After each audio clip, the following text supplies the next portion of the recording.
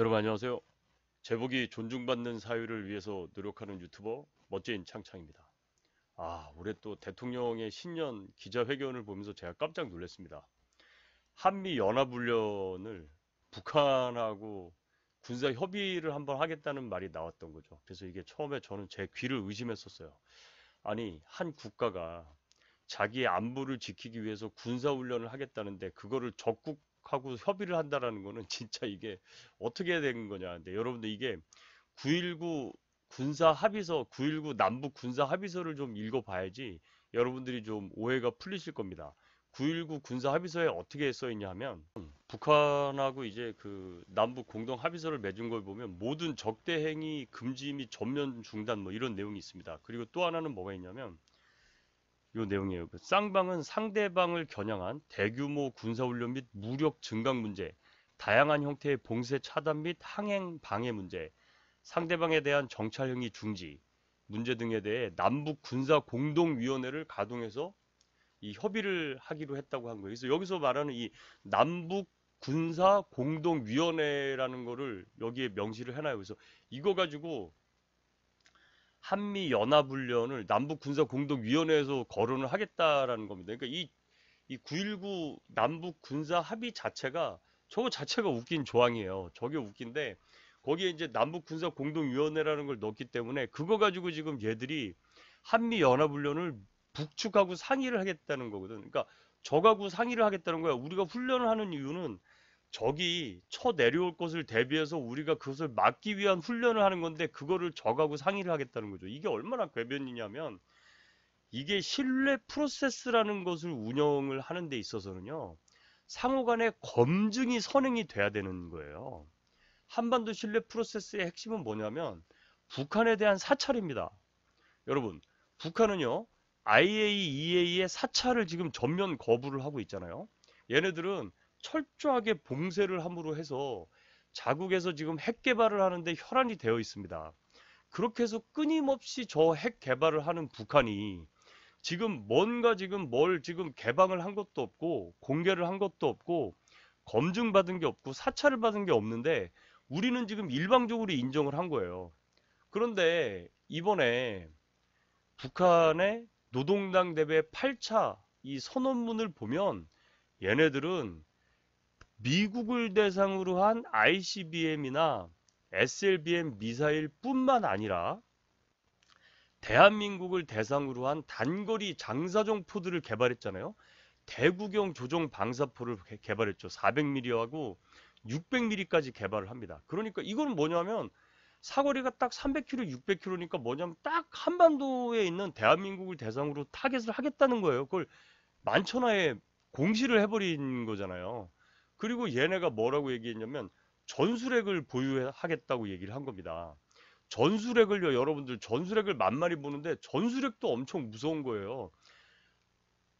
수도 서울에 전술핵이 떨어져 보십시오. 이거 뭐 끝장나는 거예요. 거기다가 걔네들이 가지고 있는 재래식 전력 중에 야포, 장사정포 이거 수도권으로만 날라와도 핵폭탄에 버금가는 화력이에요. 자, 그렇게 되면은요, 북한은 전략 핵을 가지고는 미국을 견제하고 전술핵을 가지고는 한반도를 위협하겠죠. 대한민국을 위협할 겁니다. 그러면 어떻게 됩니까?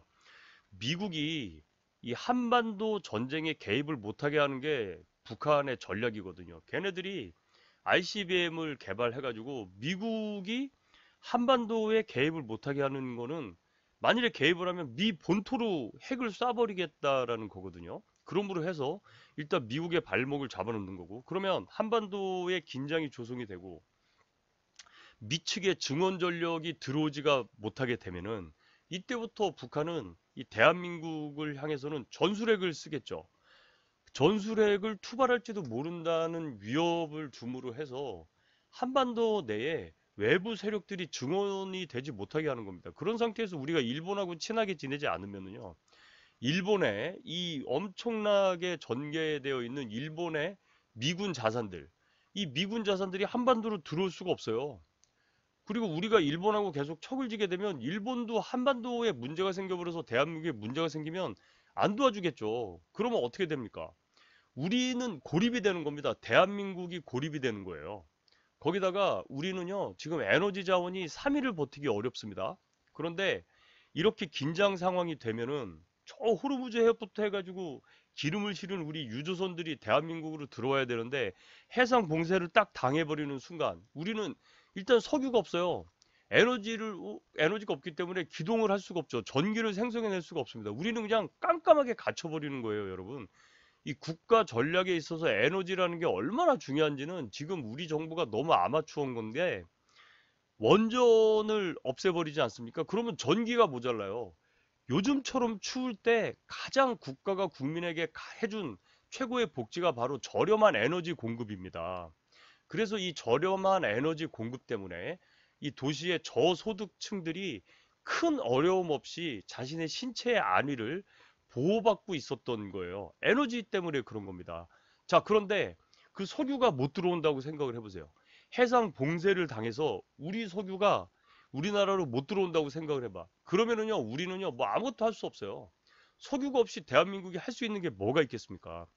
그럼 해상 봉쇄를 당한 상태에서 북한이 일본에 있는 주일 미군의 물자들이 한반도로 오지 못하게 막아버리고 그런 상태에서 미국 본토에서 엄청난 증원 자산들이 한반도로 들어오게 되는데 이거를 미국이 ICBM으로 미국을 견제하면서 못 오게 해버리면은요.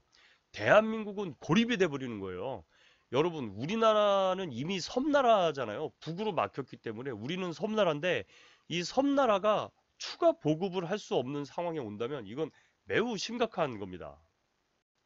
지금 김정은이 얘기했던 게 대국이 함부로 자기들의 이익을 위해서 간섭을 하려 한다라고 얘기하는데 바로 그 대국이 미국이란 말이에요. 그러면 미국이 간섭을 하는 게 아니라 미국이 대한민국을 보호를 해주는 거겠죠.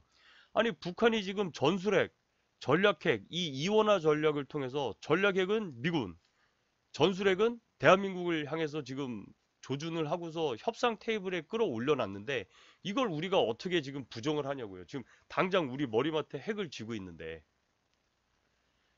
자, 그런 상태에서 우리나라에는 지금 사드 1개 포대밖에 없죠. 저 북이 쏘는 핵을 막을 수 있는 유일한 수단 중에 하나가 사드 미사일인데 사드 미사일 1개 포대밖에 없습니다. 그것도 성주에 있죠. 그나마도 지금 훈련하기 위해서 추가 보급품을 실어 나르고 연료라든지 부식이라든지 기타 물자들을 날라야 되는데 지금 민간인들이 사드 추가 보급을 하지 못하게 지금 검문을 하고 있죠. 아니 세상에 지구상의 어느 나라가 군의 물자를 들어가는데 이 장비를 민간인이 검문하는 나라가 어디 있습니까? 지금 우리나라가 그렇게 되고 있는 거예요. 저 성주에서 있는 사람들은 과연 저 사람들이 정말로 주민일까? 저는 그게 궁금한 거예요. 왜? 오래전부터 농사를 지었던 사람들이 아니라 전입한 날짜가 다르겠죠. 저 성주에 사드가 배치된다라고 한 이후에 전입된 사람들은 순수하게 농민이라고 보기 어렵잖아요. 그런데 농민이라고 해도 군인의 물자 수송 차량을 민간인들이 검열한다는 거는 말이 안 되는 거라고 저는 생각을 합니다.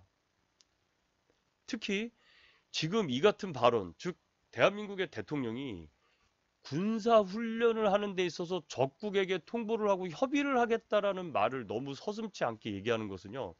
이것은 남북 그 신뢰 프로세스가 구축이 된 이후에 말을 했다면 아무 문제가 없는데 지금 우리는 진행된 게 아무것도 없어요. 2018년 9.19 남북 군사 합의 이후에 뭐가 지금 개선된 게 있습니까? 오히려 우리 공무원이 북으로 표류되니까 총 쏴서 불태워 죽인 게 북한이잖아요.